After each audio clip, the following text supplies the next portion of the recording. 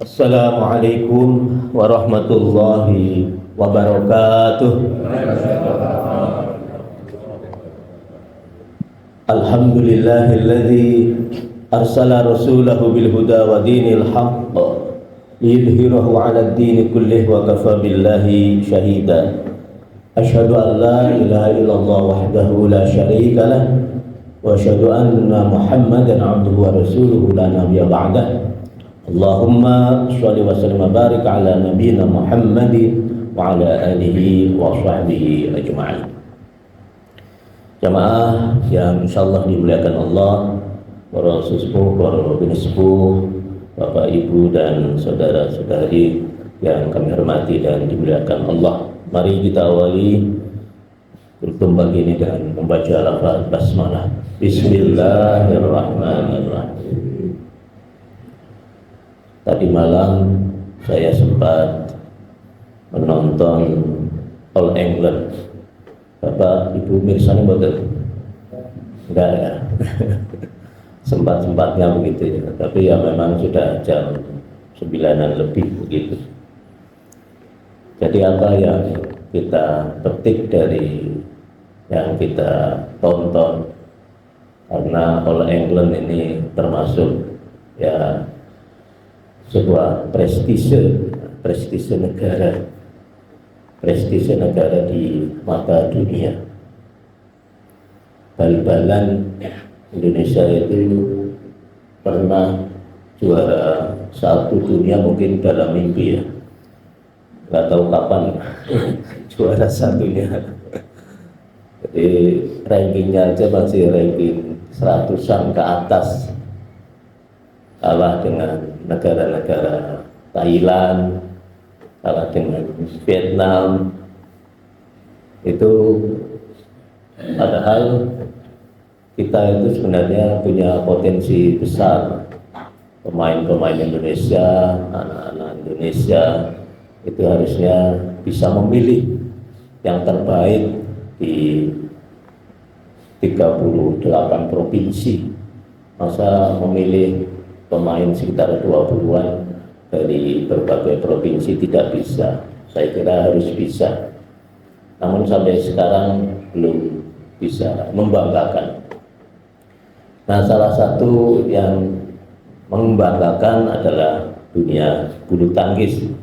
Ya, jadi tadi malam kan All Indonesian Final, sama-sama Indonesia dari tunggal putra untuk meraih juara satu, dan akhirnya akan dipastikan jelas juara meraih single putra oleh Jojo ya.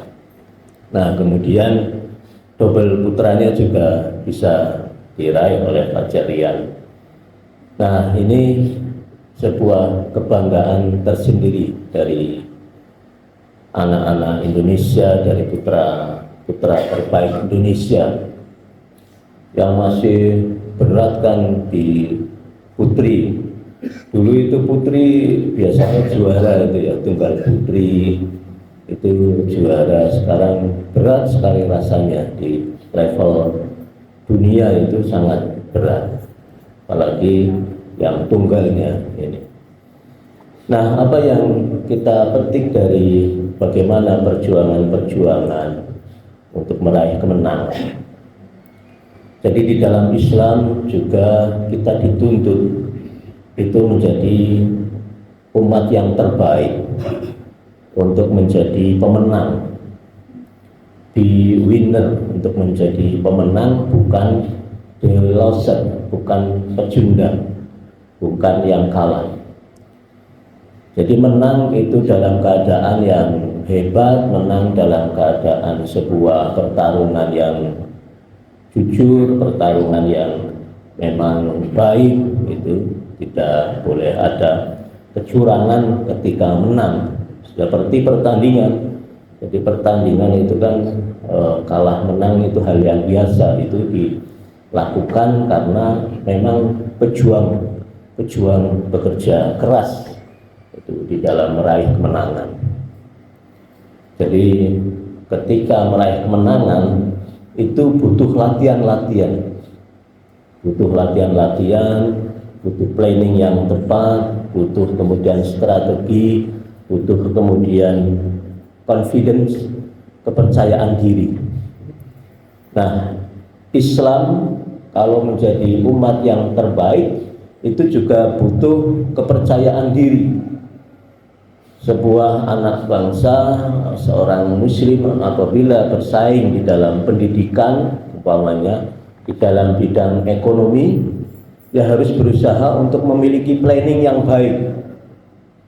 Bagaimana kemudian pendidikan ini bisa meraih pendidikan yang terbaik. Bagaimana juga ekonomi bisa meraih ekonomi yang terbaik. Bidang sosial juga bisa meraih sosial yang terbaik. Nah, ini yang kadang kita tidak perhatikan. Anak-anak kita kadang di sekolah, kalau dulu itu ya dengan hafalan-hafalan, dengan pokoknya dicecar bagaimana dia bisa menyelesaikan target-target hafalan. Ya, saya kira itu bisa saja melakukan sebuah upaya, salah satunya melalui hafalan. Namun tidak kalah pentingnya adalah bagaimana kemudian melalui pemahaman-pemahaman. Jadi Islam juga seperti itu. Al-Quran ini tidak hanya dibaca, Al-Quran tidak hanya dihafal. Kita sering kan target-target ketika Ramadan ini berupaya menyelesaikan berapa kali khatam. Itu bagus, itu berapa kali khatam. Tapi bagaimana kemudian apa yang kita baca itu bisa dimengerti, bahkan diamalkan. Jadi jangan sampai tidak diamalkan. Makanya suatu ketika Rasulullah itu lama ditunggu ketika subuh, itu tidak hadir-hadir di masjidnya, di tempat sholatnya biasa Rasulullah menjadi imam. Bilal sudah selesai mengumandangkan azannya, kok Rasulullah biasanya sudah standby berada di tempat, ternyata tidak ada. Akhirnya Bilal menyusul ke kediaman Rasulullah di mana Rasulullah berada, dan Rasulullah pada waktu itu masih di dalam tempat sujudnya. Beliau selesai sujud dan selesai sholat itu dalam keadaan sepertinya wajah yang lebam, muka yang habis meneteskan air mata. Jadi Bilal sempat bertanya, apakah Rasulullah menangis gitu? Ya, memang Rasulullah dalam keadaan yang sedih. Kenapa Rasulullah? Ya, karena Rasulullah mendapatkan sebuah tantangan, mendapatkan sebuah amanah yang cukup berat. Inna fi khalqis samawati wal ardi wa ikhtilafil laili wan nahari la ayatin liulil albab. Sesungguhnya di dalam penciptaan langit dan bumi dan perputaran malam dan siang itu terdapat tanda-tanda kekuasaan Allah bagi orang-orang yang berpikir, bagi ulul albab. Nah, inilah yang kadang memang orang atau umat Islam itu sedikit berpikir, banyaknya berzikir. Allazina yazkurunallaha qiyaman wa qu'udan wa 'ala junubihim. Jadi Rasulullah sudah merasakan allazina yazkurunallaha, bahwa umat Islam itu banyak berzikir. Qiyamah, berdiri, wa qu'udan dengan duduk, kemudian dengan berbaring, itu semuanya dalam keadaan berpikir. Itu berzikir dari apa yang diturunkan Allah. Wa yatafakkaruna, dan memikirkan fi khalqis samawati wal ard rabbana ma khalaqta hadza batila subhanaka faqina adzabannar. Jadi berpikir kemudian tidak berupaya untuk memikirkan apa yang ada di langit dan di bumi. Wa yatafakkaruna fi khalqis samawati wal ard rabbana ma khalaqta hadza batila, bahwa ya Allah, Rabbana, apa yang engkau ciptakan, engkau buat ya Allah, ma khalaqta, dari apa-apa yang engkau buat, hadza batila, tidak ada yang sia-sia. Nah, tidak ada yang sia-sia. Sesungguhnya sesuatu itu memiliki keilmuan yang nyata, memiliki sebuah hikmah, apapun yang diciptakan oleh Allah Subhanahu wa taala. Kenapa Rasulullah sedih? Karena memang umat Islam lebih banyak kemudian berzikir tanpa kemudian mengkaji, kemudian membedah keilmuan-keilmuan, sehingga justru yang membedah keilmuan-keilmuan itu adalah orang Barat. Kita kadang bersyukur ada orang ilmuwan itu yang kemudian masuk Islam. Jadi dari penemuan-penemuannya itu justru sebenarnya ada di dalam Al-Quran. Itu makanya kemudian dia masuk Islam. Belum lama kita mendapatkan sebuah WA viral, itu seseorang ilmuwan, saintis, kemudian masuk Islam karena menemukan apa yang menjadi temuan-temuannya itu sejalan dengan apa yang ada di dalam Al-Quran. Nah, inilah yang kadang kemudian kita merasa kurang sebenarnya di dalam membedah keilmuan-keilmuan tersebut sehingga menjadi orang atau manusia yang unggul, manusia yang maju.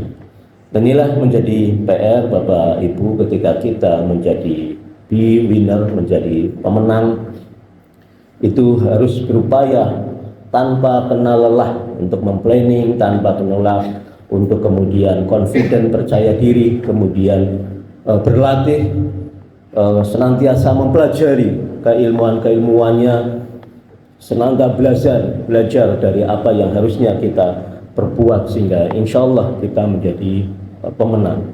Termasuk ketika di Ramadan ini, maka kita harus berupaya berubah mindset kita, hanya rutinitas saja. Jangan sampai ibadah ini hanya rutinitas, tadarus rutinitas, khataman rutinitas, kemudian iktikaf rutinitas tanpa kemudian mengkaji yang seharusnya kita bisa bedah dari apa yang diturunkan Allah Subhanahu wa taala. Aqulu qouli hadza fastaghfirhu innahu wal ghafurur rahim. Wassalamualaikum warahmatullahi wabarakatuh.